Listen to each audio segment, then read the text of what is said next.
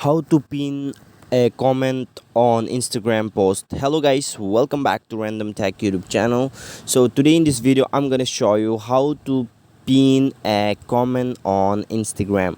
So guys, if you wanna pin up your comment, this is the latest updated version, updated features of Instagram. If you wanna go for pin up your comment, then you have to first make sure that you have an updated features of updated version of Instagram. So guys, I have an updated version. So let me just go inside my Instagram here and I'm gonna show you how you can pin a post. So here, let me go to my profile icon, and then here you can see this is my profile. So here I have four comments here, as you can see here. So if I wanna pin up this comment, what I have to do here, just simply press and hold the comment, and then here you will find an option, pin option, you can see here.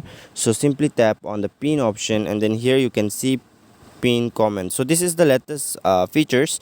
So just click here, and then you can see a pinning comment, and then guys, you can see a pinned option will be like this shown on the um, comment section. So this will be on the top side, top of the comment option, like YouTube comments and all. So I hope this video will help you out, and also don't forget to hit the subscribe button and press the bell icon so that you'll get a more informative videos every day. Thanks for watching.